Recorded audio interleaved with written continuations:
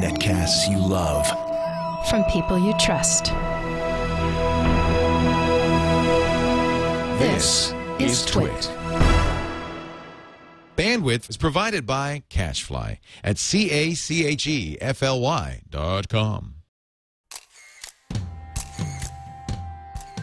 This is TWiT Photo with Catherine Hall and Leo Laporte. Episode 18, recorded August 2nd, 2011. Chase Jarvis. TWiT Photo is brought to you by Squarespace.com, the fast and easy way to create a high-quality website or blog. For a free trial and 10% off your new account for 6 months, visit Squarespace.com. And don't forget to use the offer code TWITPHOTO8. And by Audible.com. To download the free audiobook of your choice, go to audiblepodcast.com/TWITPhoto. It's time for TWiT Photo once again. Welcome, ladies and gentlemen. My esteemed co-host, Catherine Hall, is here. You know, hey, we don't give you enough credit, Catherine, for being such a good photographer. We interview the best photographers in the world on this show, which is so much fun. But can I just show CatherineHall.net and show some of your editorial pictures here? Yes, you may. Because I don't think people, I want people to know you're one of my favorite photographers. That's why you're doing this show. Leo. You always have been since I met you 3 years ago in Tasmania and was so impressed. Some of these pictures actually are from the kid with the chainsaw. Is that from? Yeah, that was, you know, a quick story on that. I told him to show me his favorite toy. And it was a chainsaw. And he picked up a chainsaw. Wow. That was his favorite toy. And he handled that thing like he knew how to play with it, let me tell you. So what's great about this show is that Catherine, as a pro working in the business, I think this is true of a lot of photographers, is a fan of many other photographers. It's a much more collegial business than, let's say, my business, where we're all at each other's throats. Yeah. And so we've been bringing on some of your favorite photographers. Would you introduce our guest today? Yeah, I wanted to bring Chase on today. His work speaks for itself. You'll see how amazing that is. But he is one of the most giving, sharing photographers that I know. And if I really wanted to be honest, the main reason I wanted to bring him on is I actually have a secret crush. He's a good-looking fella, I'll admit it. I'll admit it. Chase Jarvis, welcome to TWiT Photo. It's good to have you. Can I ask you a question, though, Chase? Just shoot. Yeah, go ahead. Are you on a great phone? Intro, you know? Are you talking to us on a phone? Crush. What?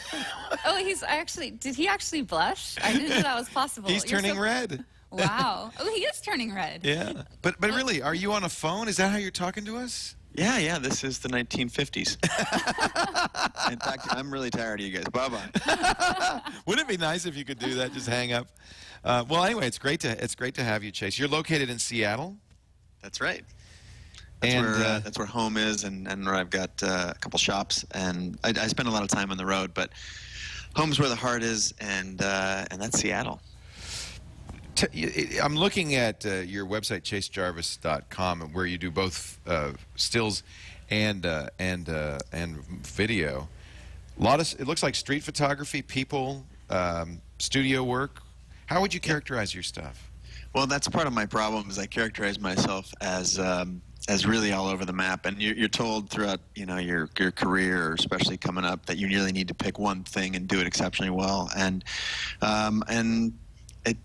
I really like having a lot of diversity in my work. That's part of the reason I'm a creative, is because I'm interested in putting my fingers in a lot of different places, and my work reflects that, I guess, both still and video. And I'd say the core of the stuff that I get hired for is primarily active sports, lifestyle, and that kind of stuff. Yeah, it's interesting. Like, it's going with what you were just saying. When I was initially getting started, I had a lot of educators saying, you need to pick one thing and be a specialist, and that's how you're going to succeed. And I think that could potentially stifle photographers. And if you are interested in multiple things, then you should pursue multiple things, and that's the way you're going to grow to your maximum ability, I think. I feel like it's kind of like an hourglass, if I can hijack the conversation. You start out shooting like all sorts of stuff, and trying to get an understanding of what it is that you love and what you're good at, and where your passion and focus should lie, and then you kind of narrow into that, and you end up focusing on that for a long time and doing it really well. And then as you as your career progresses, I guess this is how it's been for me. Your interests start to emerge in different ways, and you need to take advantage of those and pursue personal work that fans out a lot. So that's kind of the. I guess it's a rough trajectory, but that's kind of how it's been for me, I guess. You know, on this show we talk a lot about the art because we get these great artists on. Yeah. But isn't it true though that you can't really do the art until you have technique, or is that not the case? I know it's true in acting, it's true in painting. Is it true in photography? Technique first and then the art, or does it all happen at once? No, I'm a firm believer that you need to. I guess if I had a tip, you asked me to have a tip prepared. That's actually one of my tips. So you're great foreshadowing there, Leo. Well, I didn't read your tips, so I apologize. I didn't mean to jump ahead. I didn't write tips down. That's why you probably didn't read. But ultimately, to address your question, yeah, you need to know a lot of the rules, and you need to be an expert at what it is that you do before you start going nuts. And I think there's a tradition in art that you should kind of go through that progression, and it's kind of like learn the rules and then break them. And then break yeah. them. Well, going with that, you're talking about passion, and tell us how being a ski bum led to your first commercial work. I'll try and keep that story short because I can tell a really long version about me wandering streets aimlessly with cameras, but the short version is that there's always cameras in my life. My father was a hobbyist, my grandfather was a hobbyist, and I was, when I graduated college, I really wanted to explore the world, and I did so. My grandfather passed away just before my college graduation, just a matter of days, and I was willed, which is horrible, but the flip side is that I was willed his camera, and then I went off to Europe and lived out of a bag for 6 months with my then girlfriend and now wife, Kate, and basically learned a hell of a lot about my craft. And when I came back, I certainly didn't want to get a new job, and I wasn't prepared, didn't have the experience to immerse myself completely in a professional world. So I did what any person who loves to ski would do post-college before they want to get on to the rest of their life, and I moved to Colorado and was a ski bum for a number of years. And it was really there that I was able to develop as a photographer. So. It's interesting. He was saying before we talked about how he initially was shooting a lot of sports, and then there's a natural segue as sports became more tied with commercial shoots, such as like Toyota, like SUVs. Mm-hmm. You think of SUVs, they always show it in the mountains, and so by sort of following that passion in sports photography, these bigger commercial shoots and his development of a career just naturally transpired. So I think is. Yeah. I think there's a lesson there too, and it was very, very lucky that my core involvement in these, I guess, in these audiences, or my core involvement in these, my passions really, which was at the time like outdoor sports, active lifestyle stuff, that usually leads to something bigger. And for me, that lucky segue was when large companies started using that sort of imagery to drive their bigger brands, and all the SUV companies, all the outdoor companies, and even the conservative, the banks and stuff, freedom and all that kind of stuff was being portrayed in ads. And so it was a really opportune moment for me to move from just working in the niche for all the ski and snowboard magazines and the outdoor pubs and companies to large ad campaigns with bigger budgets and a little more vision. And this is a set of photos called Decisive. They're all decisive moments. How important? I'm sure that's true in action photography in general. That it's always about that one precise moment. If you can capture that, you've got an amazing image. I mean, look at these are. Are incredible. You clicking and getting these phenomenal moments? Or are you? No, never. Just waiting. one shot. Oh, come on. Now stop it. Even I know that's not true. No, I'm absolutely serious. not. Everything's motor drived, and I think Leo's point about the decisive moment, that's very astute, because there is a moment in a picture that tells a certain story, and if that's the story you're trying to tell, then that's the moment you want to capture. And if you capture a moment before, a moment after, you might not get the right story. Do you go in pre-visualizing the moment you're looking for? Do you say, I know the decisive moment's going to be roughly here, this exposure, that kind of thing? Or I mean, you must. Absolutely, yeah. And it depends on what kind of work I'm after. If I'm just out there shooting, that's one approach. But usually on a large commercial campaign, everything's really well intentioned, and you go in there looking for that particular moment and trying to create it. And you try and, for at least me, I try and create it as authentically as possible. And the thing that has continually surprised me is the moment that you think it's supposed to be, where you capture that moment and you capture the one before and the right after it. But it's often these unsung moments or unplanned moments that end up being the spectacular picture. But that doesn't mean I didn't go in prepared with one thing. Right. You always go in, or at least I usually go in prepared to catch it, to capture a certain moment. And once I capture that moment, whether there's 2 people standing with me in a model, or there's 40 people on set, once I work really hard to capture the initial vision, and then once we do that, can move on and then start to experiment. And it's very often the winning campaign shots that are the ones that came from experimentation. After you check the box, you got the one that everybody's paying for. Now let's go on, and that's exciting. I think that's what keeps artists engaged in their art, is the surprise. There's surprise. Yeah. If there weren't surprise, you'd kind of say, well, I know what's going to happen. I'm going to take the picture. I'm done. I imagine, I bet you have that experience too, Catherine, that the surprise that shot is so important to keeping you engaged in your art. I think it's also, what Chase was saying, you get assignments, and this go with a pro with an assignment, or it could be an amateur that's just out shooting. It doesn't matter. You go with an expectation, and I think doing it a little differently and being a little risky about it, and knowing that this could either turn out amazing or like shit, excuse my language. Right. But I a lot of times I'm shooting, I'm like, this is either going to be awesome or it's going to be horrible, and I'd rather. And you don't know which. You don't until sometimes you get back, and it's so exciting to go back and look and see, wow, this is amazing, or wow, I should try that again a little differently. Yeah. But I need to throw something in there. That's why you get hired. Because we talked about earlier, this is maybe a good segue, the technical stuff, that's like the get in the door at the professional ranks. You can't be experimenting with your golf game when you're on the PGA. Right. Yeah. You do that before you get to the show. And so there's an understanding by people who hire professionals that when you walk in the door, you're going to have your program set, and you're going to be well organized, and you're going to be able to capture the image, and like a pro golfer is going to stand up and hit the ball down the middle of the fairway every time. And all of the other flair and panache, that is where the money is made. That is where what people will pay for is vision. And a long time ago, it probably coincides with my being a younger photographer and the industry being slightly different, but I was really often told, okay, the car's going to be on the right, the girl's going to be on the left, the tree in the middle. Oh, yeah. And you're sort of a monkey, if you will. Button pusher. Yeah, a button pusher. And as as you evolve, or one evolves as an artist, there's more and more responsibility placed on you. And that's what I'm trying to help tell the world in many ways, is have your own vision. And you will get hired for that vision, because you don't need to please everybody. And in fact, if you're trying to please everybody, you end up pleasing nobody, especially not yourself. But if you put your vision forward, there are going to be people with whom that resonates, and those are the people that are going to be your clients.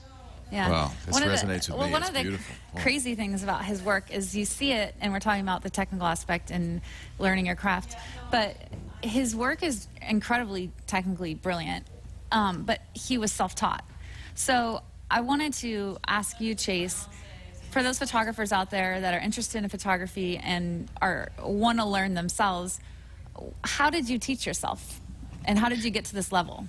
Well, I think that's a interesting question, because one of the reasons that is one of the reasons that I find that it's the most interesting time in the history of the world to be a photographer, because there are so many paths to success, and success being whatever your measurement system is. There used to be a very, very traditional one that you would go to school, then work for a photographer, then segue out and do a little bit of editorial, and then do some commercial, or go into the wedding line or whatever. But there was a path, and that was what you had to follow to be accepted into the industry. And something that's been very, very refreshing about the last decade or half decade is that there are so many paths. And as a self-taught photographer, I worked my ass off. I worked very, very hard, and it was easy to do because it was what I wanted to do with my life, and I was pretty certain of it. And most of these barriers that get put up between you and your success, or in this case, me and the success in my photo career, were really things that I looked at as being barriers to keep out other people who didn't want it as much as I did. And it came from a very, very hard work, an ethic of hard work and willingness to fail. And that's what a lot of photographers, not just photographers, artists in general, I think, there's not a lot of talk about failure, and that's what I'm great at failing. I'm so good. You have a at specialty sucking. after all. I do, but I think and just the willingness to go through those iterations in the same way, like there's a lot of tech folks in the audience, the same way that great software has a lot of iterations to it. Like a career in photography has a lot of iterations. You try things and it works and it works and it breaks and it works, and you get better through those means. Are we seeing Chase Jarvis beta, alpha, or the finished product? Oh, I'd say I'm an alpha. I'd say alpha. Yeah, I'm not a beta, and I've got some. I got just a little bit of vision, just enough to be dangerous. But it's the beginning of the rest of my career for sure. But I mean, how did you teach yourself? Like, obviously, lighting you're extraordinary with use of light. Sure. How did you learn lighting? Well, it was very expensive because I primarily learned light through film, and you know, I'm so thankful for my wife. I'll never ever forget this. But when I was starting out as a photographer, she was waiting tables in order for us to have a living in Steamboat, and I would come home with a couple rolls of film, and she would come home with her tips, and she would like hand me all of her tips, and I would run down to the store and develop the film. And you had 36 chances to get your lighting right. And fortunately, it's a little bit easier, and the learning curves are much steeper these days with digital, and I'm grateful for that. But it was very much a lot of repetition. People talk trash about chimping, about looking at the back of the camera, and I think that's an incredibly short-sighted approach. That's what it's there for. So you take a picture and you get instant feedback. Is this working? Is my shutter at the right shutter speed? How's my depth of field? How's the focus? And to get instant feedback, I think makes learning in this era a dream comparatively. It's funny because I'm showing a bunch of Polaroids that you. What's Yeah. the deal there? These are not traditional Polaroid test shots, are they? No, they're not. I have a whole, gosh, if we were up on that second level of my studio back there, we would. You'd see I have somewhat of an obsession with Polaroid cameras. I probably have 20 of them. Wow. And there's something just beautiful about the printed image. I mean, it's kind of like the original social network, right? A photo came out the front, and then you could show it to somebody, have a conversation, you could give it to them, they could pass it on. And so I'm nostalgic for that, and have been my whole career. I also notice on your screen you've got a jib behind you. Yeah, Kessler crane back there. That's is that for stills, or you're doing a lot of video? I know. Yeah. I am directing a lot these days, and that's actually for two things. One, it's for a commercial that we just wrapped not too long ago that I can't talk about, but we'll be airing this holiday, and it's also for our live show called Chase Jarvis Live that is filmed actually right here in the space that I'm sitting in right now. Let me show a little teaser for that. We're going to take a break and then come back with more of Chase Jarvis. This is his teaser for Chase Jarvis Live.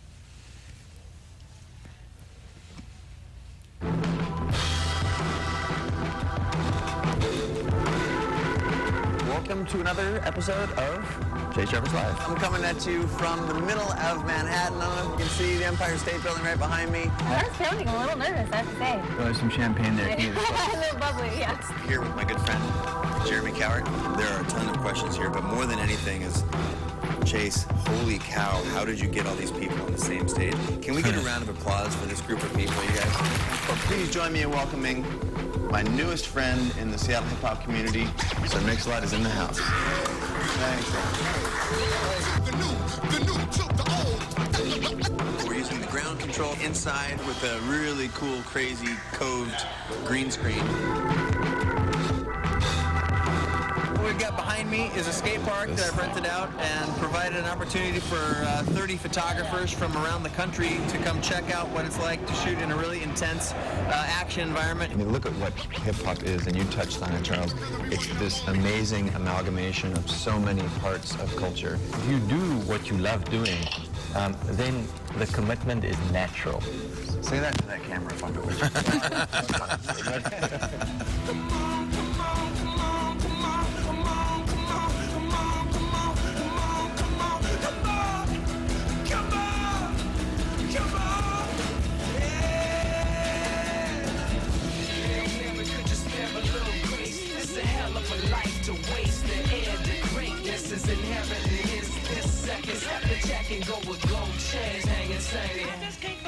That is the show black and white, Chase?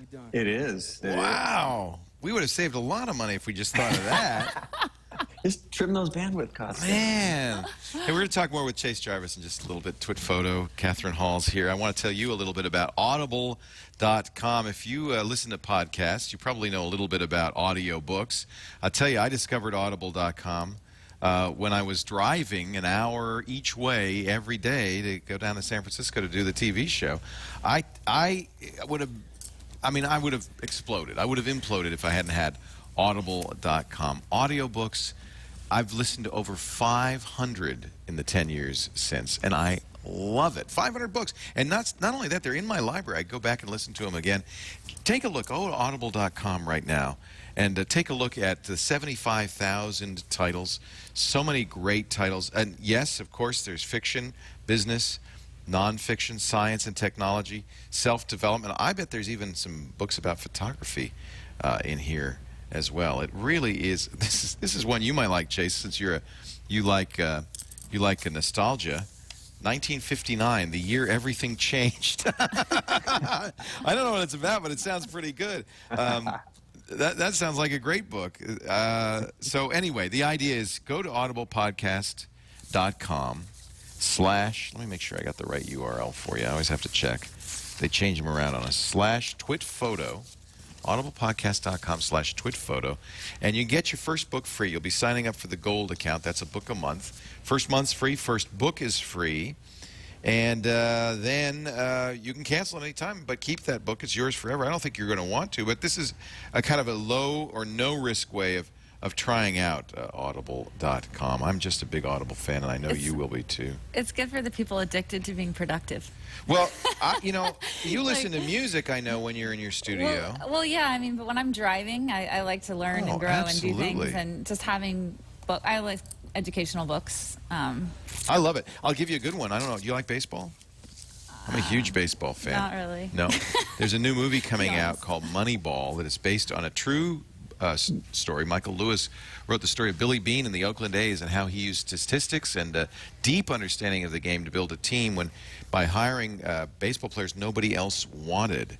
It was the secret behind success in baseball. It's a very interesting book. Michael Lewis, he wrote a bunch of financial books, but this is his book about baseball. That would be interesting, even if you're not huge into baseball. You don't have to be into baseball to love this book. Yeah. It's really good. Anyway, my recommendation, but there's a lot of great books there. Why don't you check it out right now? audiblepodcast.com / TWiT Photo. We thank Audible for their support for TWiT Photo, so we can talk to great people like Chase Jarvis. It's really fun. ChaseJarvis.com. Where do we go to watch Chase Jarvis live? Is that at ChaseJarvis.com? Yeah, it's on ChaseJarvis.com. It's one of the links up top there, and the URL specifically is just ChaseJarvis.com /live. So, and how often do you do that show? That's a couple times a month, and it was really born out of that kind of, I guess it's kind of like a crow. I'm ADD a little bit, but I like to fly around and look at a bunch of shiny stuff, and it was a great way for me to be able to connect with people. Not just, there's a lot of photographers there for sure. We have a lot, Pulitzer Prize winners, some of the best photographers in the world on, but it's also a way for me to introduce people that are outside photography. That's where a lot of my inspiration comes from, and it was a way for me to share that with the people that pay attention to what it is that I do. And I think that the photographers and the creative, culturally curious, and the creative community hopefully gets a lot out of tapping into the genius of people from so many creative backgrounds. So. Yeah, that's one of the things that strikes me most with Chase is he's incredibly selfless, and learning about him more, I realized it's a large part of that's driven because he didn't have mentors growing as he was growing as a photographer. So now he wants to give a lot to the community. Chase, can you elaborate sort of, well, actually, let's rewind a little bit. You'll find this interesting. When he was first sharing, it was like completely taboo. So people were just pissed. So photographers, because you know, it's a real battle in photography about what you put online and how much you give away. People are very. It's such a competitive field, and I think that there's a perception of secrets, where it is like really truly common knowledge. But anyway, when he was sort of rebelling against this sort of... Good for you. Yeah, and so he told me that people were actually mad. You received threats, didn't you, Chase? Oh yeah. Like, give me an example of a threat. Well, I don't want to give you the most dramatic ones because they would be shocking, but... Give me one. Give me from pro photographers? Dramatic, just leave the names mostly out. Anonymously, because I'm not a small guy, but mostly anonymously. they would threaten, actually just talk shit like, dude, you're killing me. I'm going to kill you because you're basically killing my ability to make a living for my family by giving our 20-year trade secrets away online. That's terrible. And yeah, it was terrible. And as you know, a young photographer coming up maybe a decade ago, I literally couldn't drag a mentor out of their studio to even get a beer. And that, I found that frustrating. And so as I acquired knowledge, I kind of made it a personal mission or a side mission to try and share that information that I was getting. And at first, you know, the irony is that at first I was definitely vilified for it, as Catherine was just talking about.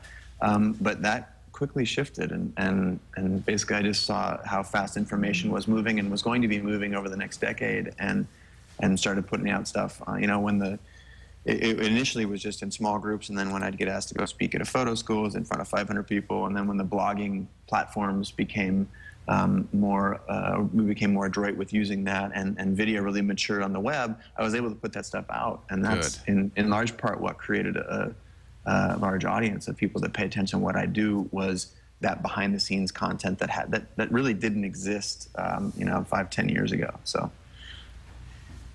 I'm looking at your portraits or your photographs, and I'm seeing that light is a huge part of. How often are you using artificial lights, and how often are you using the sun? Like in this, is that the sun in the last one? Yeah, that was the sun in the last one. Yeah, and a lot of I guess I kind of try and think of a couple of things while I'm making a picture, and they become.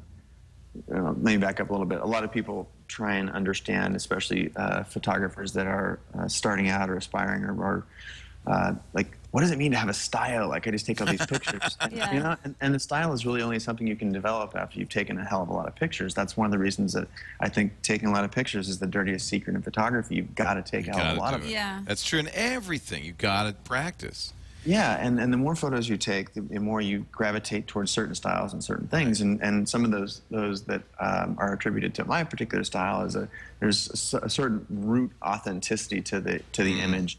I like to stylize that a little bit, but use of light, as you pointed out, Catherine, is another one. And whether that's artificial or natural, and those are very different beasts. You know, one comes up and goes down at a very predictable time, but on its own schedule, and the other is one you get to make. And so depending on the kinds of work that I wanted to do, or that any of the listeners out there want to do, you should really focus on learning those you know, prioritizing the thing that interests you most. And for me, that was natural light. I cut my teeth, as we talked about earlier, as an outdoor sports and active lifestyle shooter, which that is about the gnarliest place you can learn, because you're out in the weather, and the elements are not kind to gear, they're not kind to people.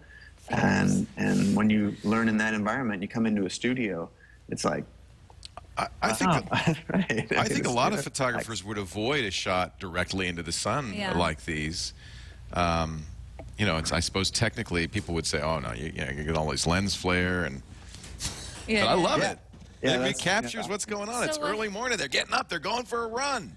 Yeah, and that's the rule thing. Like you're told these are the rules, and then when you master them, you can break them, and you break them intentionally, and your photographs can end up having certain characteristics that are striking. And that's, I love it. I'm trying to make a very emotional connection with the viewer. Like, I want people in that running shot right there to say, oh my God, I've been there 100 times. Yeah.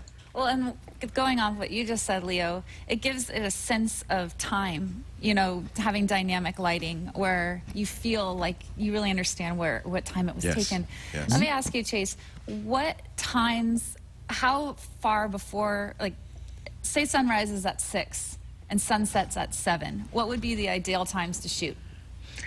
Well, there's the time where you're actually pulling the trigger, and then there's the time when you're at the location preparing to pull the trigger, and those are usually very different things. You sound like a 4 a.m. guy. I do like to get up very early, mostly because the shoots that I work on are usually large productions.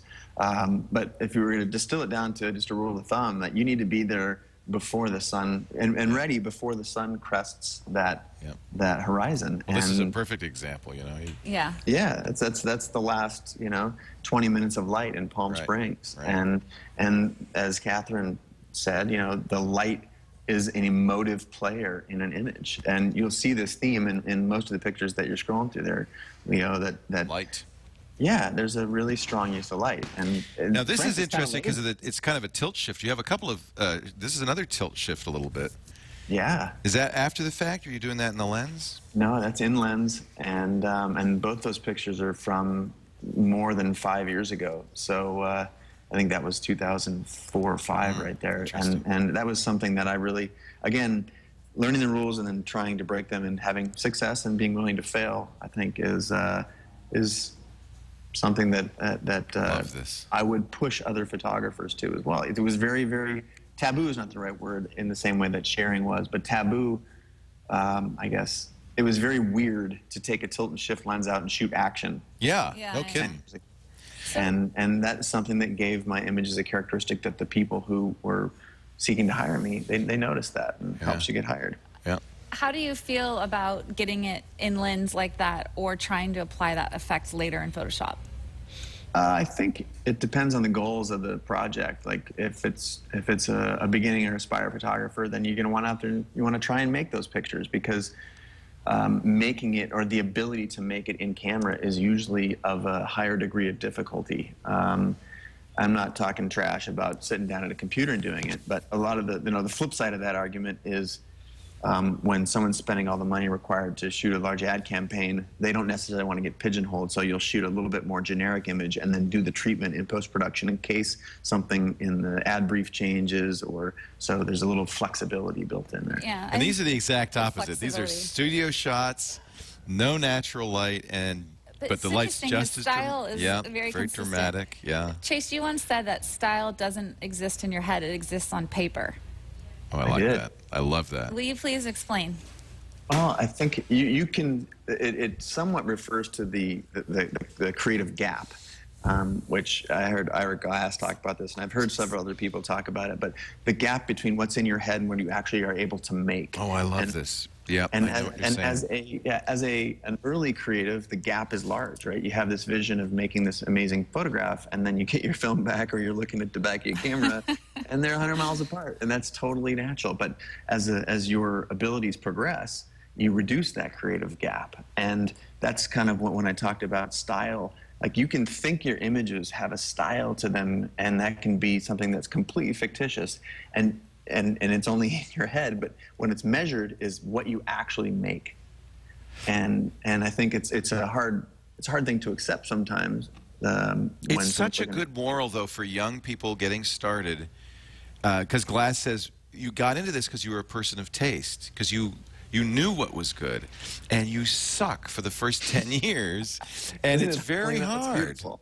I really liked when he said that, and I think that's absolutely right on, and it's such an important message for young people not to give up. Yeah, and well, it's fascinating too, going back to what you were saying, Chase, the biggest educational tool is really practice.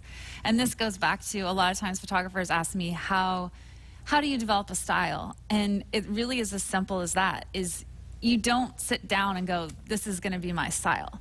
It's more of you shoot, shoot, shoot, shoot, shoot, shoot. And all of a sudden, when you've given up on finding a style, you look at your work and you go, oh, holy crap. You can tell this is my stuff. You know, that's true. I think I could look at these pictures and say, yeah, I think that's a Chase Jarvis. Yeah, I think I could. I mean, look at that. And it's so dynamic, and there's such a different range. Yep. I wanted to ask him about the ballet shots. What type of lighting are you using in those setups? Oh, what is that? I think that's probably the Broncolor Scoro pack. I've probably got 2 or 3 heads there. It was a little while ago, so I can't remember particularly, but it looks to me like I've got a little bit of a sandwich technique going, looking to shoot light across the subjects so I can really pick up a lot of the definition, the musculature musculature. So if you shot a light right at the front of them, you wouldn't Flatten it. see. Yeah, you'd flatten out the image. So we're carefully crafting the light with a couple of different light modifiers to really. I mean, that's a great example. That's You a can perfect see- example. Yeah, let's go you back to can that. Yeah. really see a lot of the definition, and the critical parts aren't always the ones that are in the light. That's a if I was to find a criticism of photography education on the net, most of it has to do with lighting, because that's something that's really tricky and there's a lot to learn. But because you're learning lighting doesn't mean you have to light everything all the time. Yeah, as much, yeah. you know, like there's a tendency to just throw light on the subject because you're learning light. Well, part of learning light is actually learning what not to light. And shadow has just as much, if not more, meaning than light. It's just the inverse of light. So without getting too heady, I think there's a couple takeaways in there for anyone who's aspiring to light with artificial light, that use it sparingly and build it up. And I think it's a better way to learn, and I think you might like the results. Painters do that. The empty space is as important as the painted space. Yeah. Absolutely. Stuff you don't fill in. Exactly. Yeah. Exactly. So Chase, you have a reputation for being a quitter. Difficult to work with. No, he does have a reputation for being a quitter. Really? Yeah. Yeah, this is something that we talked about yesterday briefly in a quitter. small phone chat. Yeah, and I fed her that line, so I think. I don't know. I saw it on the PDN talk too. You aren't afraid to admit it. That's right. And I think that there's, I guess it's a little bit of you can come at it from a lot of directions, but ultimately my reason for talking about that is because it gets people's attention, because the idea of quitting in our culture especially is one that is very frowned upon. But ultimately, what not quitting can lead to are things that are just as destructive as sticking it out, or less destructive, I guess. And the idea for me was, in trying to find, like, people are just generally happier, better people when they're doing the things that they want to be doing, whether it's in a career, in a relationship, you know, and we develop a certain feeling around what we're doing. And for me, doing those things was really important. And at first I was a artist trapped in a jock's body. So I went to college on a soccer scholarship, and reconciling those two things was really difficult, because, you know, I ended up going with the sports stuff because it was paying for my education, and it just was a weird thing to try and reconcile. Actually, skate and punk culture in the 80s and 90s helped me really get through that, where you had people who were great athletes and artists at the same time.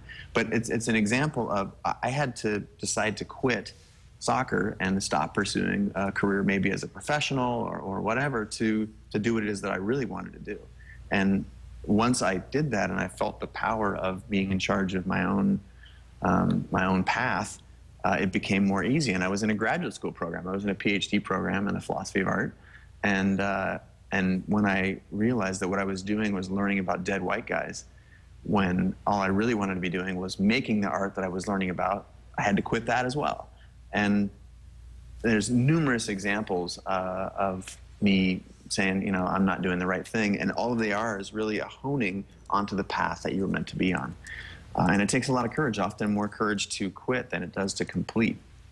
Yeah, he said one thing that resonated well with me is, if you don't like a book, what's the obsession with finishing it? Because you don't want to quit halfway through a book. That's great. And I'm one of those people. Life is too short. I'm like, and then it ends up not reading other books because I don't want to read, because I have to finish that annoying book that I hate, but I feel like I have to get through it. You know, you have to know when to fish or cut bait. Yeah, exactly. And it's weird. It's like a permission-based thing that I learned so much from those experiences, and I try and, obviously, like a quitter is a strong word, but giving people permission to stop doing the things that are not fulfilling them is weird. It's interesting, I think. I like to be dramatic. You're a quitter, Chase. I know. So can you tell me about the time that you got a pre-release from Nikon and you took it on an RC helicopter? Oh, and by the way, that was Google Plus'd in. A lot of people, Thank you, on Google Plus. Yeah. Well, just a quick plug for Google Plus. I noticed, Chase, that you are officially announced that he's officially joining Google Plus. There's so many good photographers He's scared. now. He's a little unsure of it. He doesn't know what to think. I think it's almost the Flickr of the new generation. There's like the community there. It's great. Is amazing. Like, I'm obsessed with Google Plus, and there's so many great resources, like the lists that go around. Like Jarrett Klimek just released his latest list of all the photographers to follow and active photographers that are on it, and just everyone's sharing, and it's such a great community. And anyway, Google Plus people and Twitter people, thanks for tweeting in, Googling in all their questions. And we've been using that a lot on our shows now, asking Yeah. people. I think I have 60 or 70 photographers I follow. But anyway, I digress. It's just fantastic. Yes. I digress. Yes. So back, I don't even remember what I asked you. You talked to me about one of the early Nikon releases. Oh, Nikon. yeah. RC helicopter. Come on. Do tell. There have been two cameras that I was lucky enough to get months and months in advance of their release, and that's what happens when you shoot the campaign, is you get these prototypes and you have to go out and make images with them, and it's all very organized with the ad agencies and whatnot. And this particular, the first one was with the D90, which was exciting for me because it was the first, or I guess I was so luckily that was video, right? Well, yeah, do you have any of these photos anywhere that we can find so we could put on while you're talking? Is it on your website? I have so many of Chase's photos. You know, that site is, as I mentioned maybe earlier before we were broadcasting, that that site just went live this morning. Oh, so did it actually go live? Yeah, okay, everyone check out Chase's new site. That's this awesome. This is brand new? Yeah, that brand came new. out this Launched morning, today. So don't tell anybody. Let's bring it down, kids. No, don't. Let's bring it down. I have huge respect for my crew, that they stayed up super late last night to make sure it got out, and a lot of respect and appreciation for the Live Books folks. But it is a new site, and feel free to poke around. There's I think lots of images. Oh, so your site's on Live Books. Interesting. Yes, I think there's 300 new pictures on there. Wow. But so there might be some of the ones from the D90 campaign. I know there's the D7000 ones. I can show you those at some point. But so the D90 was exciting, as Leo pointed out.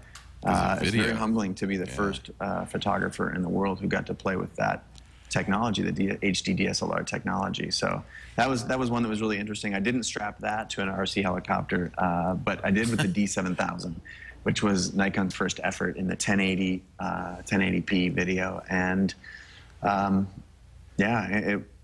we had to, or part of the commission was for me to make a short film. And so I made a film called Benevolent Mischief, and which is actually, Leo, if you want to click to it, there's. Had you made film before? I mean, how did you get into film? I'd shot a lot of video cameras. I'd made films with Super 8. Okay. I made some early ski stuff that I kicked into some film festivals and stuff. That was really fun. But this just changed the game, as you probably have heard. And I remember sitting at high-level meetings at Nikon in Tokyo, and they were talking about this feature, and it just. My mind went all the way to the end, which was, oh my God, what used to cost $200,000 is now going to be $1,200, and you can get this amazing cinematic look.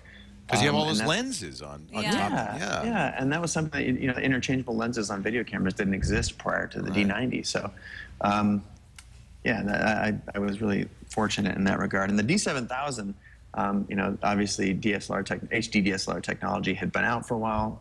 This is Nikon's first 1080 effort. It's a beautiful camera, and again, got the camera several months in advance, and I made a short film here. This is basically a film that roughly integrates hip-hop culture and graffiti culture with the soundtrack is actually classical. It was created by a couple friends of mine.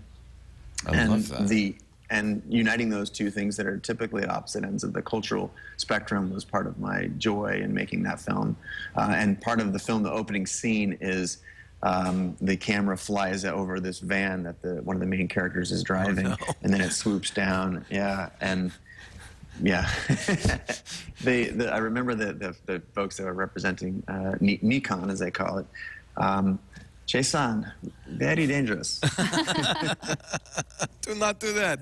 We only have 3 of them in the world, and you're throwing it over a van. Yeah, it was really fun. It was quite high. What are you Here it goes. Is this it? Oh, no, he's graffitiing on the van. Okay. Yeah, if you scroll back to the beginning of that, that's Is it what the you'll very see. beginning? Yeah, the very beginning. What are you using to stabilize during all this? That rig was a friend of mine named Tab Verschow, and he is amazing at strapping cameras to helicopters, and he's got a number of different helicopters that he can strap different cameras to. He can fly with the Red, he flies with the AF-100, and in this case with HD DSLRs. So that's great. That's a great shot. So that's on a helicopter? Yeah, that's on a helicopter. RC helicopter, not an a... RC. It's a big one, though. It's not one you want to try and stop the blade with your finger. Oh, okay. All right. It's a nice, smooth Do you do that with smaller ones, Chase? Well, we Chase have a lot of stuff. We're going to take a break. We're talking to Chase Jarvis. I do want to get his tips. I think, are you going to do a studio tour for us? I don't know. I know we do have on... I'm in what we call the garage. This is my little... man cave, if you will. Oh, you have a man cave in your studio. It's actually a separate location. It's in Seattle. It's on the other side of Lake Union. My main studio is in North Lake Union, and this is in South Lake Union. And the folks that the team that I've put together is just amazing. But the main studio is, there's so much action. People are constantly on the phone. People coming and going. All sorts of meetings all the time. I found it really hard to get the creative headspace that I need to do my job well. So I've got a little. Leo's getting ideas. Maybe I need another studio. The TWiT cottage is going to be... We're going to take the cottage find him back over there. We'll be back with more with Chase Jarvis in just a little bit. But first, I want to tell you about the secret behind exceptional websites. You know, it is, as you can tell by now, every artist we talk to has an incredible website. It's so important, if you're showing yourself off, to have a place on the web people can go and say, let me see Catherine's pictures. Let me see Chase's pictures. And if you've been wondering, where do I go to get hosting? I don't want to spend time learning how to be a web pro. How do I get a design that looks good, that reflects me, but it's not going to cost an arm and a leg? And I got to tell you about Squarespace. Squarespace.com. It's hosting and software, plus beautiful templates that will give you a chance. And by the way, complete photo gallery software built in as well. Many photographers are using Squarespace. If you just go to the photography section of their examples to show off their work, it really is a fantastic platform. You never run out of bandwidth, because their incredible virtual server technology means whenever you need the bandwidth is there. But it also makes it so easy to do. You don't have, a lot of times people like Chase and Catherine can have web designers, they can afford it, but a lot of people need a little help there, and that's where Squarespace is incredible. You just go to squarespace.com right now. You don't have to be a web pro or anything. Click that big green try it free button. You just need a name for a site, a password, and your email address. And for 2 weeks, it's all yours. It's a playground for you to play in. You can try their social integration widgets like Twitter and Flickr and Facebook that let you integrate your content in with just point and click, drag and drop, any RSS feed. Look at the great slideshow capabilities. Play with the iPad and iPhone apps that allow you to post, moderate, take a look at your statistics. By the way, if you've already got an existing site like a TypePad site or a WordPress site, they can totally import too from movable type, WordPress, TypePad, and Blogger APIs. And when I say import, everything goes. Your images, your SEO, even your links remain the same. It really is fantastic, and you're never trapped. You can always export too. So look, try it free. Squarespace.com. If you decide to buy, we're going to save you some money right now.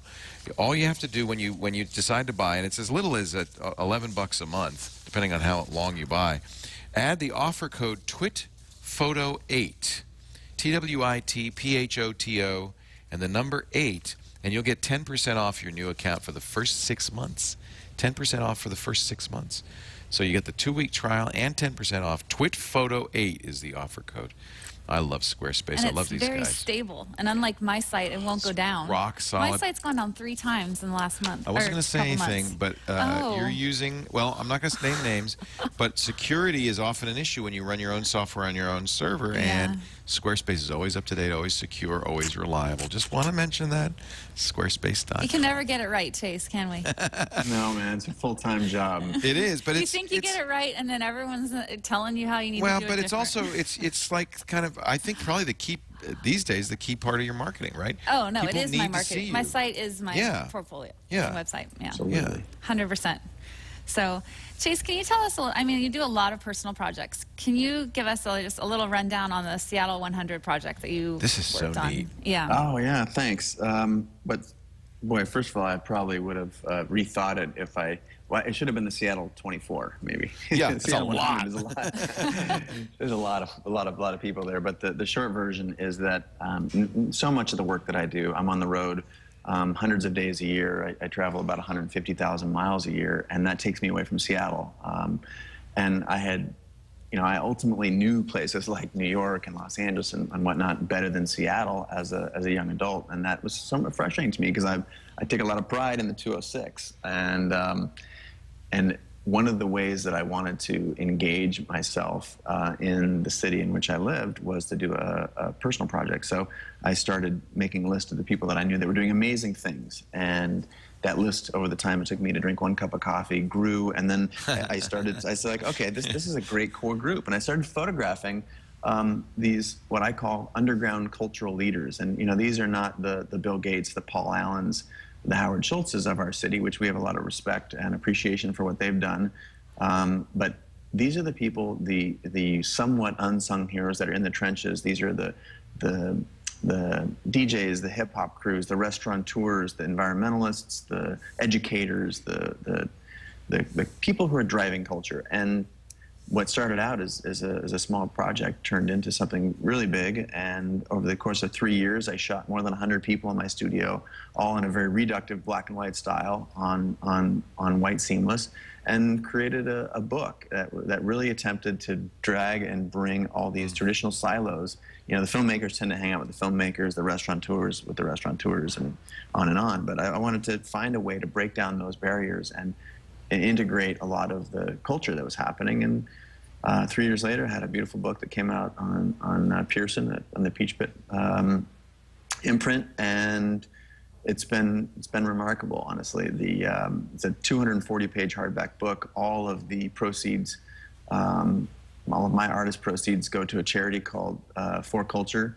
It's available on Amazon. You can track it down on the site that we just launched today. And it was a fun project. It's neat that I'm sure for you to get to meet and take pictures of all these people too. I mean, oh, it was remarkable. I mean, yeah.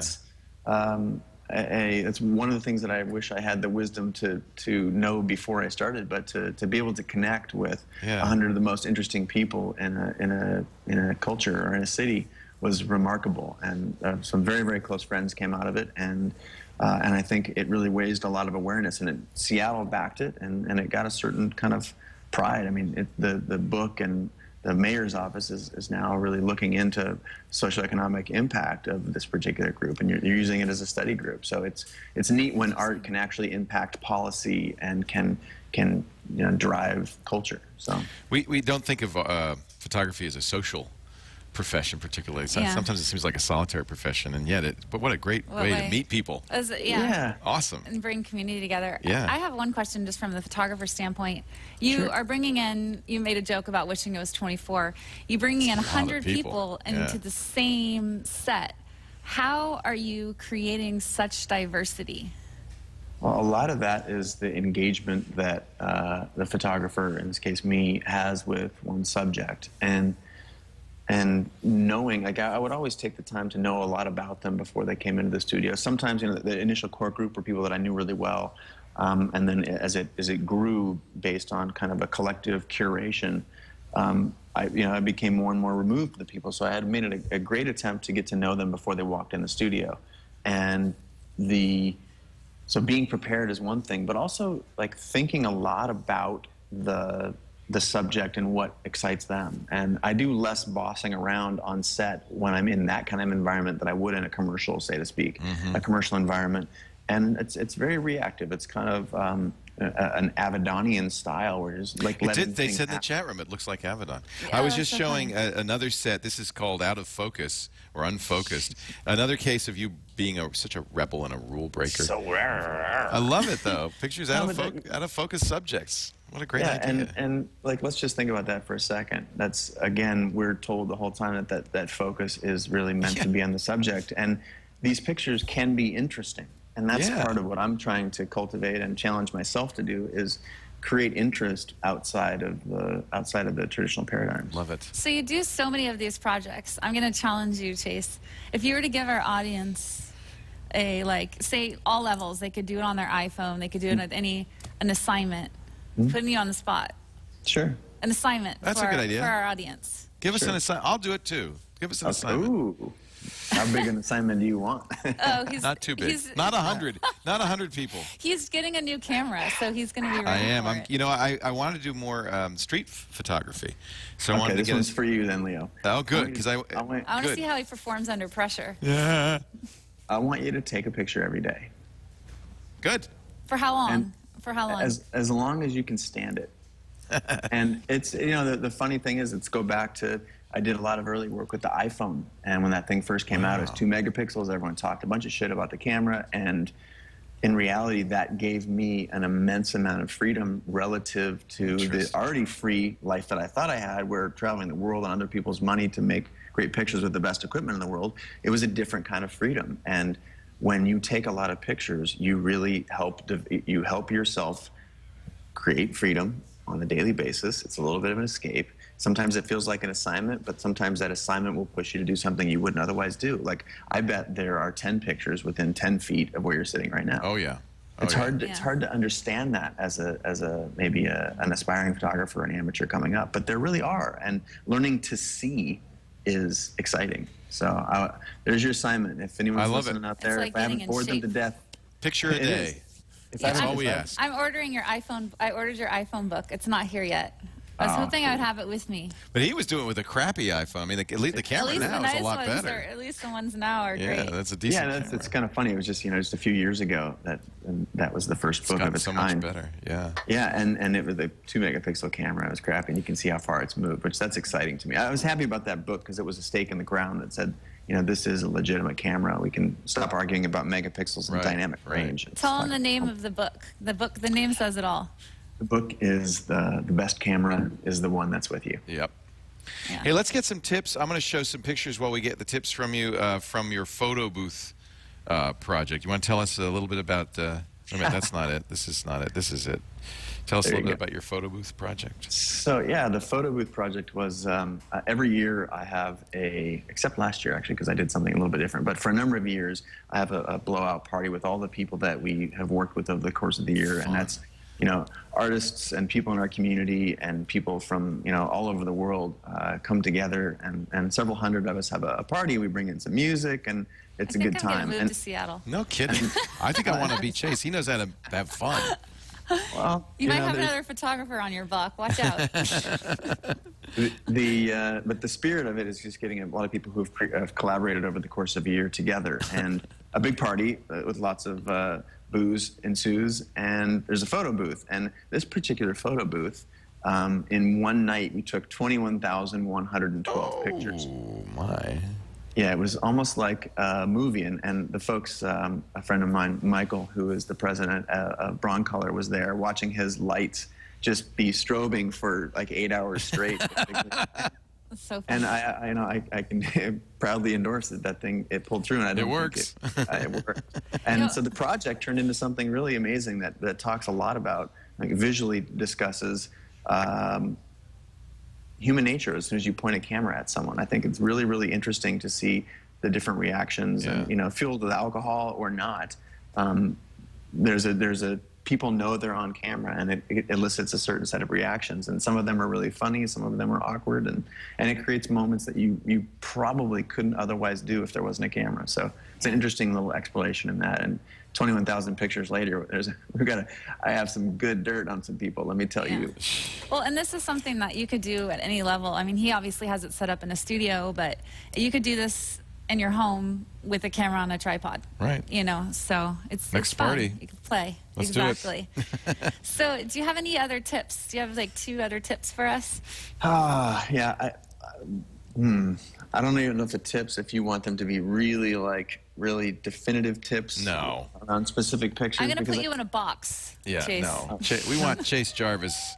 Okay. Well, we've already touched on one, and that's really learn the rules, but learn the rules with an ultimate goal of breaking them and finding out where there's room to expand and flex. And so that's a couple-step process, right? You have to invest a lot of the time and money. And, Malcolm Gladwell would say you need to put in 10,000 hours to learn to be an expert at your craft, and then work to break them. And I'm trying to walk the talk and showing unfocused images on my website and personal projects that are not necessarily, you know, they're not going to be used in a comp for an ad campaign, but what they do is show people that are either gallerists or museums or people that might hire me for a campaign that I'm more than just a monkey with a finger, as we were talking about earlier. So I would pass that advice on to the listeners today. I love this shot. It's just, I know, I love this shot. Something it's so completely amazing. wrong, and yet it works so well. Was that like that when you walked in? Was the placement of the toilet paper and the like? Was that just how you saw it, or did you stage that? I wish I could see the picture that you guys are talking about. I gotta go back to it's it. the mohawk. It's lost mohawk in the control. bathroom. You guys stopped moving. I don't know if something came loose on the tripod. I came loose, I think. That's what happened. Mohawk and bathroom. Mohawk and bathroom. Okay, that is a picture of Glenn Plake, who's one of the most famous skiers of all time. I've skied with Glenn Plake. Okay, so he grew up in, I mean, he was a squaw guy.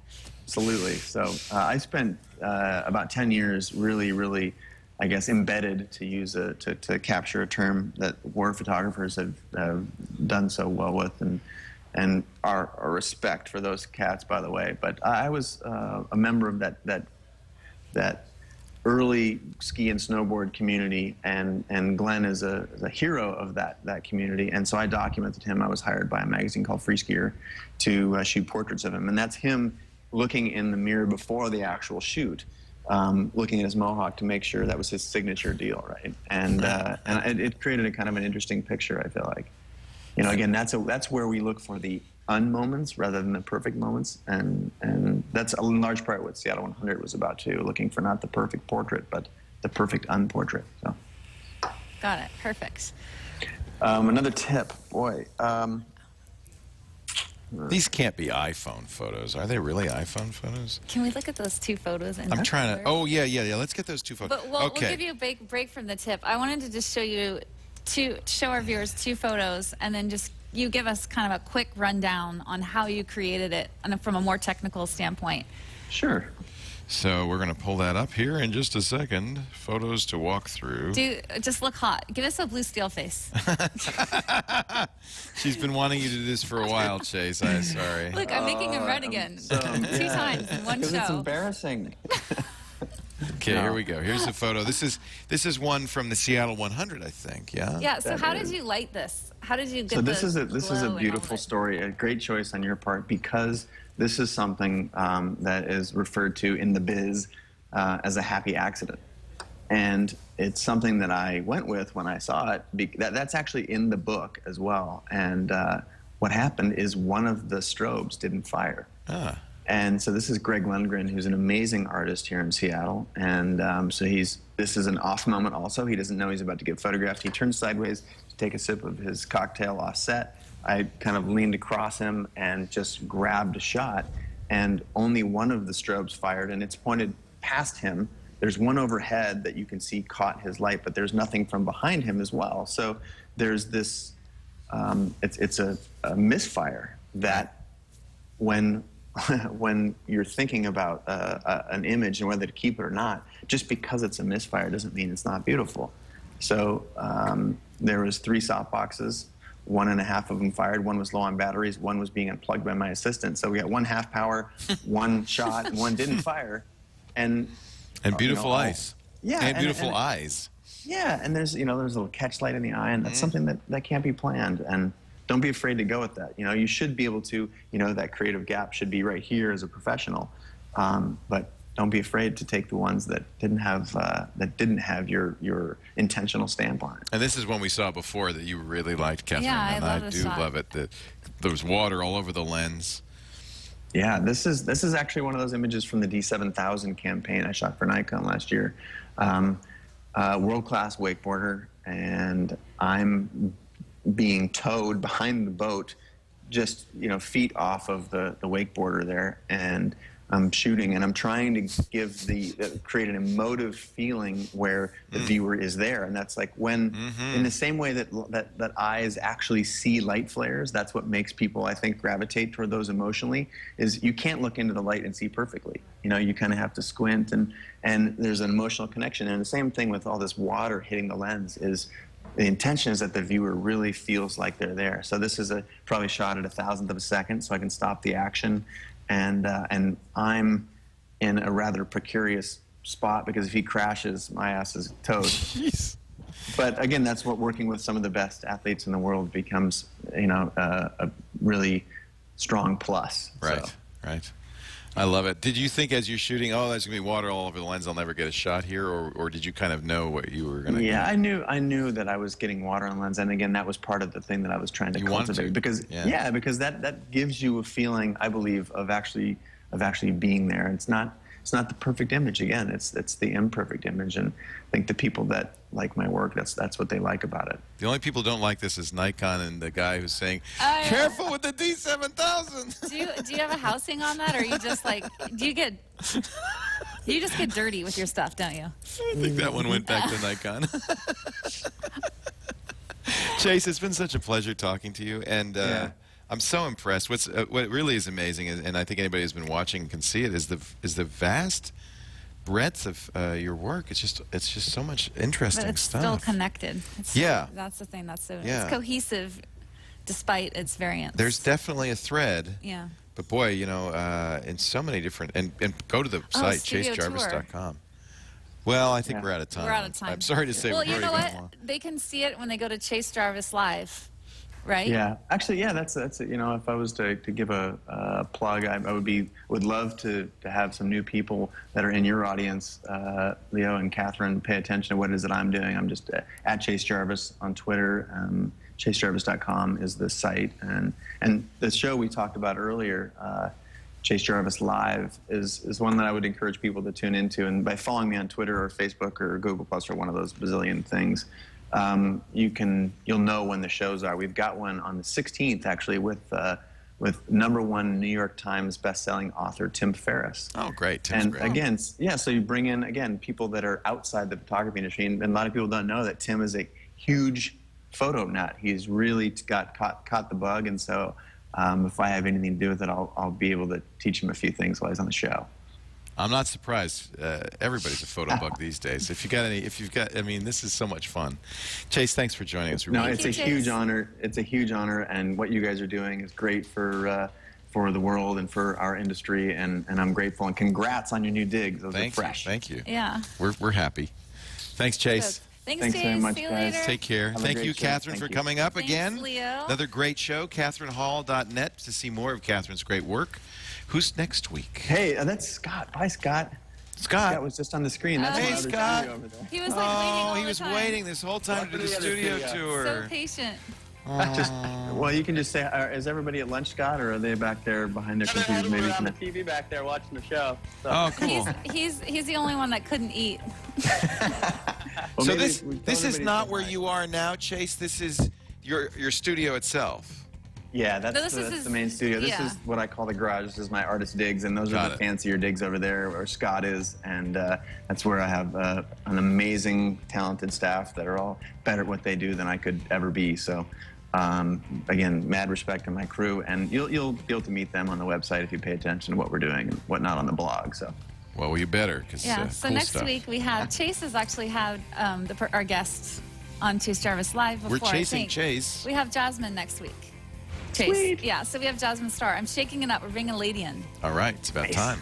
Yeah, Thank you, Chase. so. Take care. Have a great week. Thank you all for joining us. Thank you, everyone, so much for your support. Keep tweeting in the suggestions, questions. Follow whatever. Catherine on Google Plus, and now Chase Jarvis on Google Plus too. There'll be lots of great images, I'm sure. And, thanks a lot, you guys. Have a great care. day. I appreciate it. We'll see you all later on TWiT Photo. Bye-bye. Bye. I got to run. Bye.